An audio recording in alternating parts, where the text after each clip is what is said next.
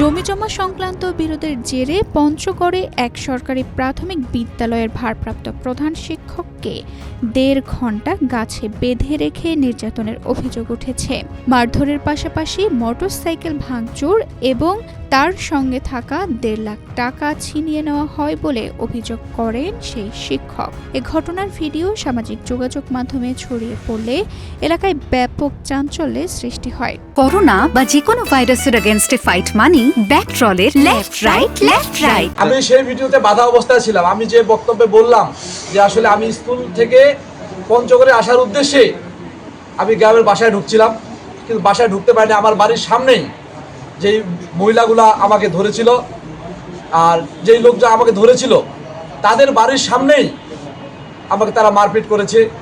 আমার ব্যাগ থেকে ১.৫ লক্ষ টাকা তারা চুরি করে নিয়ে নিয়েছে।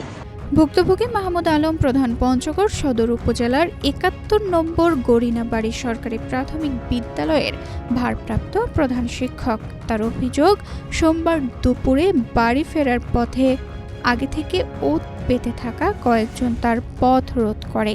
পরে লাঠি সোঁটা ও দেশীয় অস্ত্র নিয়ে মারধর করে তাকে একটি গাছের সঙ্গে বেঁধে প্রায় ১.৫ ঘণ্টা নির্যাতন চালায়। এ সময় জমি বন্ধকের জন্য সঙ্গে থাকা নগদ ১.৫ লাখ টাকা ছিনিয়ে নেওয়ারও অভিযোগ করেন তিনি। ৬ জন ছিলেন, তারা আমাকে অতর্কিতভাবে আমাকে মারপিট করেন। তারপরে কিছুক্ষণ পরে মারপিট করার পরে তারা ক্লান্ত হননি, তারা আমাকে সেই মুহূর্তে গাছের সাথে বেঁধে রাখেন। প্রায় ১.৫ ঘণ্টা আমি গাছের সাথে বাধা অবস্থায় ছিলাম।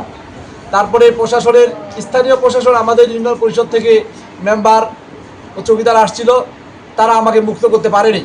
পরে 999-এ ফোন দেওয়ার পরে কে বা কাহারা 999-এ ফোন দিয়েছেন, তারপরে সেখান থেকে প্রশাসনের লোক গিয়ে আমাকে মুক্ত করে হাসপাতালে প্রেরণ করে। এ ঘটনায় ১২ জনের নাম উল্লেখ করে পঞ্চগড় সদর থানায় একটি এজাহার দায়ের করেছেন ভুক্তভোগী শিক্ষক মোহাম্মদ শফিজুল ইসলাম, তারপরে হচ্ছে তাহার ভাতিজা নুর ইসলাম, আর কিছু মহিলা ছিলেন যেগুলো হচ্ছে জোসনা বেগম, তার স্বামী হচ্ছে বদরুদ্দোজা বাবু, তারপরে হচ্ছে জেসমিন বেগম, তার স্বামী হচ্ছে নুর ইসলাম।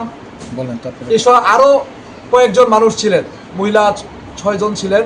তারা আমাকে অতর্কিতভাবে আমাকে মারপিট করেন। পঞ্চগড় সদর থানার ভারপ্রাপ্ত কর্মকর্তা মোখলেসুর রহমান জানান, অভিযোগটি গ্রহণ করা হয়েছে।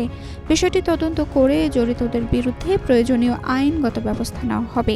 অন্যদিকে আহত শিক্ষক ঘটনার সুষ্ঠু তদন্ত এবং দোষীদের দৃষ্টান্তমূলক শাস্তির দাবি জানিয়েছেন।